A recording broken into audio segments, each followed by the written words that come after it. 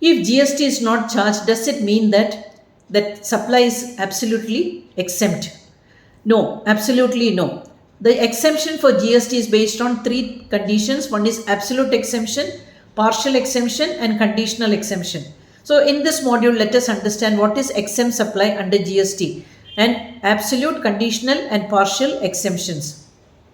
So, section 2, subsection 47 of the CGST Act 2017 is defining exempt supply as a supply includes nil-rated, wholly exempt, or fully exempt under special provisions, and zero-rated supplies. So, this first we will start with the absolute exemption. Absolute exemption, imagine Mr. A is having a full-fledged bakery unit, running bakery unit.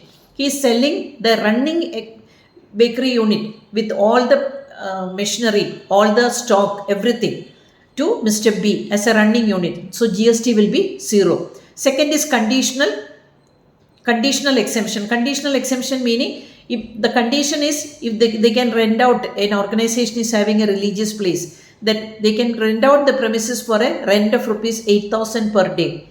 So if they are renting out that premises for rupees 8,000, the GST will be 0. But imagine if they are renting out it for 12,000, definitely GST will attract. So that is the condition to get that exemption. That amount of rent they have fixed, and it's a religious premises of a religious institution. Third is the partial exemption. Partial exemption meaning one portion will be taxable, one portion of that service will be exempted. So here imagine a consultancy service. They are doing service worth rupees 60,000 under exempt category, rupees 40,000 under taxable category. So rupees 60,000 they are not charging GST, but for taxable service what they have done for rupees 40,000, GST will be charged. So conditions are to be satisfied. So exempt supply, nil-rated, zero-rated, fully exempt. They are getting GST 0, but the conditions for getting that exemption is different. Exemptions are different.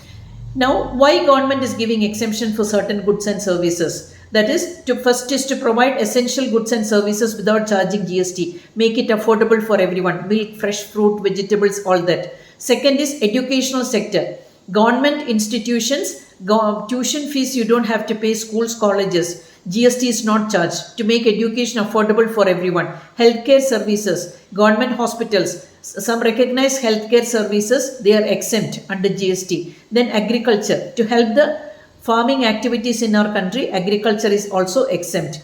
Then the charitable activities, this is to promote, to help the underprivileged. So that is why government is giving certain exemptions for goods and supplies under GST.